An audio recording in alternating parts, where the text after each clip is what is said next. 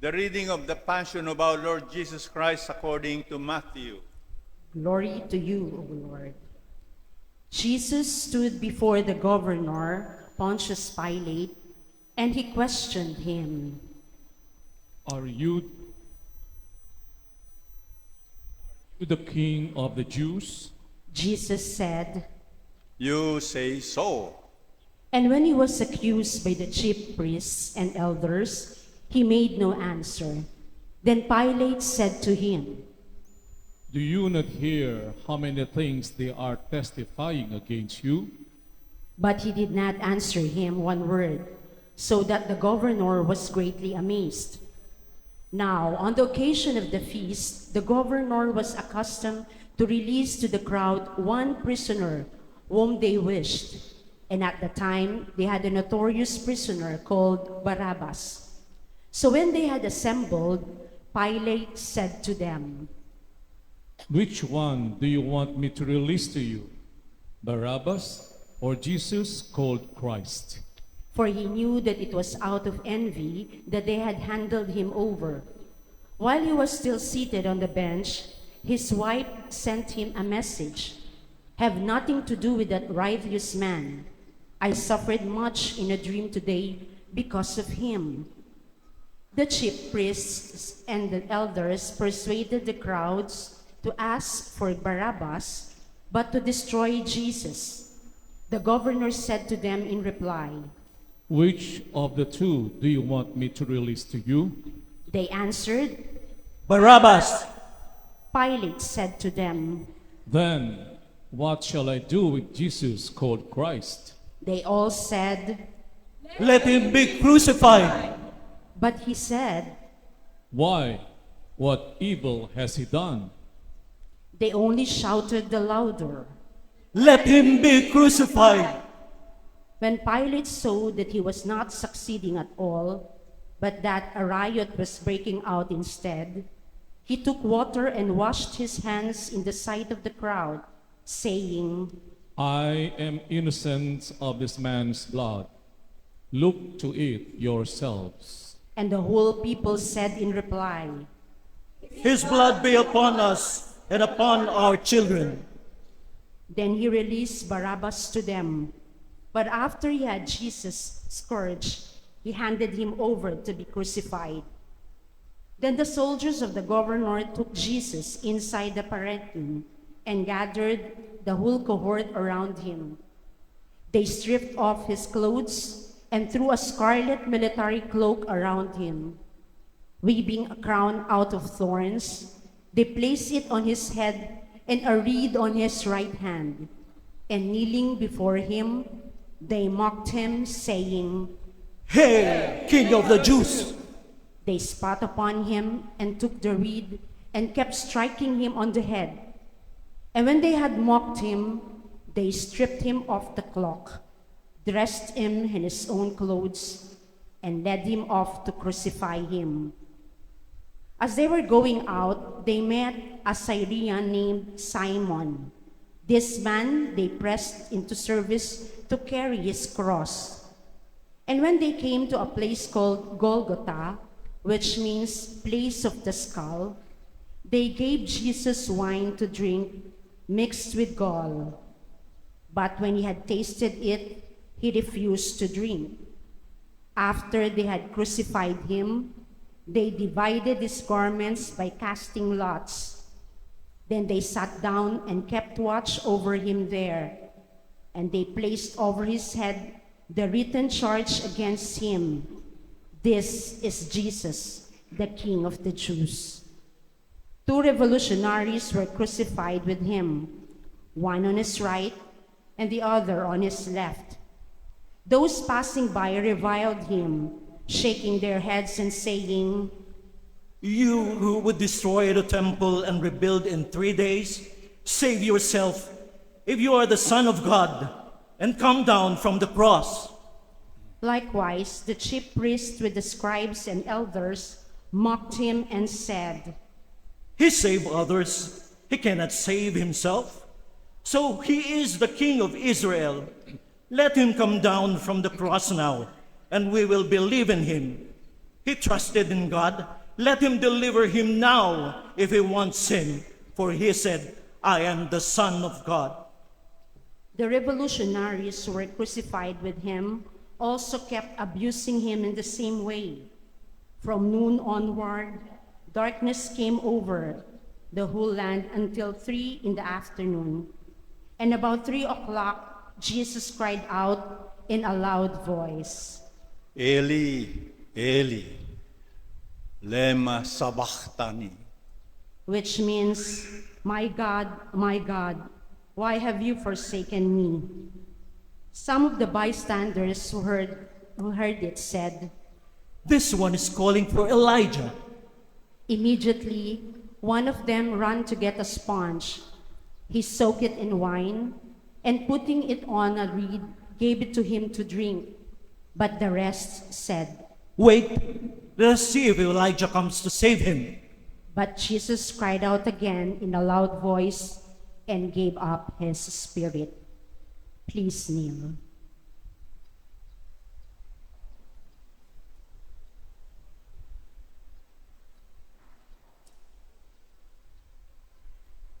Please rise. And behold, the veil of the sanctuary was torn into from top to bottom. The earth quaked, rocks were split, tombs were opened, and the bodies of many saints who had fallen asleep were raised. And coming forth from their tombs after his resurrection, they entered the holy city and appeared to many. The centurion and the men with him who were keeping watch over Jesus feared greatly when they saw the earthquake and all that was happening. And they said, Truly, this was the Son of God.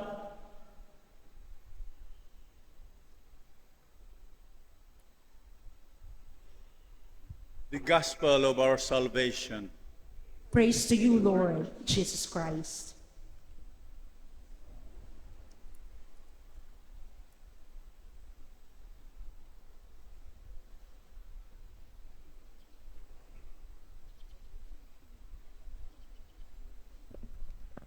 Come, Holy Spirit, bless this unworthy priest. Bless all of us gathered here today. May the Lord bless you all with the love in your hearts, the sacrifice you make. Come, Holy Spirit, come. Sisters and brothers, Palm Sunday, Linggo ng Palaspas. May I ask you again to hold your palaspas? Yes? Mga kapatid, ito po ay pagpapakita kay Lord, Lord, nandito po ako. Kayo po ang aking Panginoon. You do your palaspas with the heart. Yung mga walang palaspas, buksan the palm of your hands. Today, you tell the Lord again, salamat po, Panginoon. Patawad po, Panginoon. Patulong po, Panginoon. Kayo po ang aming Panginoon, hindi po kami mawawalan ng pag-asa. Yes, Lord, I come here today to honor you, my Lord, my God, and my King. Amen and amen. Mga kapatid, yung palaspas, pwede rin yan pang-depensa. Marami sa inyo, ilalagay nyo yan daw sa mga bintana, defense against evil, against natural calamities, and against temptations. I like to ask you again, if the Lord is your Lord, itaas mo ulit yung palaspas mo at yung kamay mo, the palm of your hands. Yes, Lord, defend us from all that would harm us.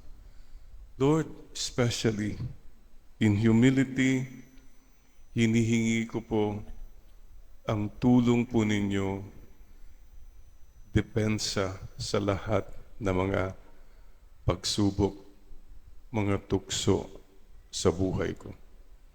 Tell the Lord now to help you in whatever temptations you have. Mga luho mo na dapat mo nang baguhin, Lord, ilayo na po niyo ako. Defend me. Shield me from my selfishness, my pride, my comfort zones. Yes, Lord. Kayo po ang magdidepensa sa akin. Salamat po, Panginoon. I am safe if you are near. Amen.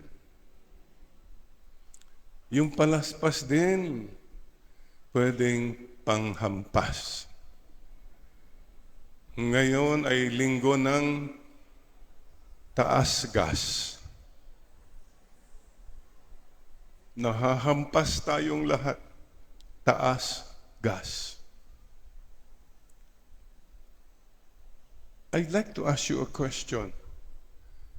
Bumili po kayo ng palaspas outside the church. Most of you. Nakipag-bargain ka ba? O magmahal naman? Don't you know, as early as Friday night, yung mga tao sa labas ng bakod, nakaposisyon na dyan. They don't move out from that space. Kasi if they move out, somebody will come in. Wala na siyang choice, location. Location, location, location. Mga iba yata hindi na nag-CCR para wag lang mawala yung location. And yet, many of us, hiningian mo pa ng discount, tinarayan mo pa. Ang mahal naman kayo magbenta. Last year, ganyan lang. Ito po ang ibig sabihin sana ng Semana Santa. Pwede ba, wag ka nang manghampas ng kapwa-tao mo. This week, all that palaspas becomes meaningful all the way to Easter if, number one, you stay away from your temptations. Sacrifice. Offer. Alam mo na yun. Only you would know what God is asking you. And number two, please, huwag kang magkampas na mga tao in your thoughts, in your words, and in your deeds. Don't hurt people. Then all this is meaningful. Holy Week. Ano po ang sikreto ng Holy Week? Number one, gusto mo maging holy? Magpahuli ka na kay Lord. Lord, surrender na po ako. Marami sa atin kung magpahuli kay Lord, tingi-tingi, o ito lang muna, Lord, yan mo. Pero yung talagang pinaka-importante na dapat mangyari, yung mabago mo, ay, Father, Lord, non-negotiable pa ba yan? Yan. Please bow your head now, sisters and brothers. Ano di talaga yung alam mo that you know that you should really address, face, and accept and change sa buhay mo? Lord, you know my heart. You know me through and through. You know everything. I cannot lie before you. So I offer you now this area of my life. Itong issue ng buhay ko. Please, Lord, accept my offering. Cleanse me. Baguhin na po niyo ako. Yun po ang talagang dapat kong tanggapin na kailangan kita. Alam na ni Lord at alam mo na kung ano yon. Magpahuli ka na. Lord, pusasan niyo na po ako. Pusasan na po niyo ako. Handcuff niyo na po ako, Lord, para makapture niyo na ako. And what are the prisons you have. Prisoner of POW ka ba? Prisoner of the world. Panay kamunduhan ang iniisip mo. That's it. That's your mindset. And si Lord parang, dyan lang. Pero otherwise, my whole life is all about my worldly agenda. Marami dito po, are you a prisoner of wealth? Pera. Kahit Semana Santa, pera ang iniisip mo. And your whole life is about more money, and more money. And you look at people in terms of money. May pera yan, okay. Yung walang pera yan, walang kwenta yan. See how money has corrupted us. Please remember again, the Lord tells us in the Holy Week, there are many things more important than money. Please, don't identify yourself with your money. Father, walang pera, kaya wala lang po ako. Oh, you are more than your money. Anong tawag daw sa mga taong walang necklace? Mga taong walang kwentas. Don't let anybody tell you na walang kwenta ka dahil wala kang pera. No, sir. You are loved by God. Excuse me po ha. Madalas po sinasabi ko, pinahamungan ng tingin yung katabi mo. Ngayon naman, pinahamungan ng amoy yung katabi mo. Ano ba yan? Amoy lupa na ba yan? Amoy perfume, kung ano-ano dyan. Yung bang katabi mo, may putok ba yan? Mga kapatid, ito po palagi kong sinasabi. Kung may putok ka, huwag mong ikahiya yan. Pinagpawisan mo yan. Wala kang dapat ikahiya. Mahiya po yung mga taong yumaman na nagnakaw, nangurakot, pumatay, nanloko. Yun po ang nakakaya. You who work hard, your love, you're not your money. Ano pang POW? Prisoner of work. Your whole life is about your work. Sometimes because of work, masungit, matapang ka na. Stressed. You're very stressed. Stress ako ngayon, kaya stressin ko rin kayong lahat. Yun. Because of work. Your work is important. May God bless and prosper the work of your hands. Yes. But more so, may God bless and increase the love in your heart. All this work without the heart, empty. Wala lang. Ano pa po? POW, meron pa ba? Prisoner of wife. Father, hindi, may mga Wi-Fi, hindi wife, kayo naman. Panay ang buhay mo sa digit, ano yan ka? One more po. Prisoner of wisdom. Father, wise ito. Human wisdom. Ang galing mo sa analysis, kung ano-ano, it's all here. But there's no room for God's wisdom. Trust the Lord with all your heart and lean not on your own understanding. Bro, sis, God's wisdom is greater than all wisdom you can be proud of na pinagyayabang mo. By the way, God is the supreme intelligence being.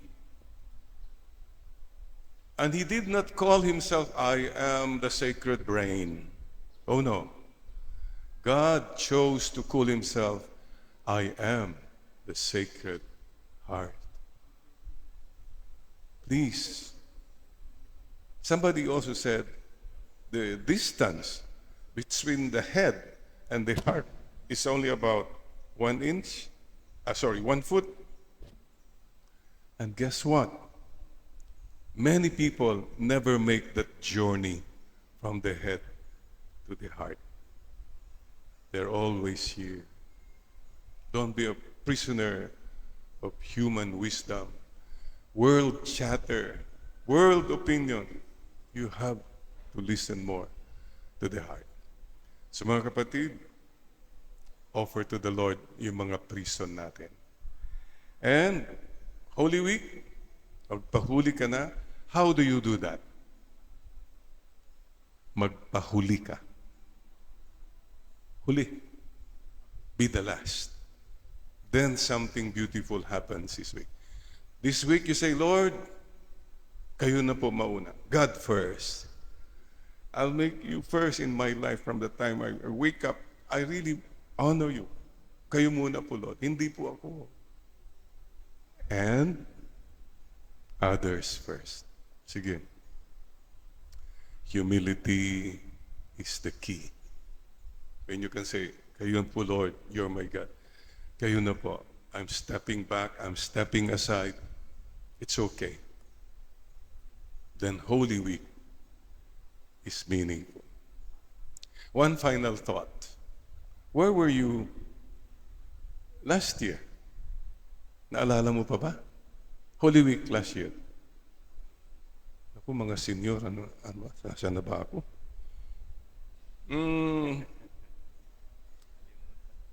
Let me put another question then. Where will you be next year, Holy Week? I don't know. We don't know.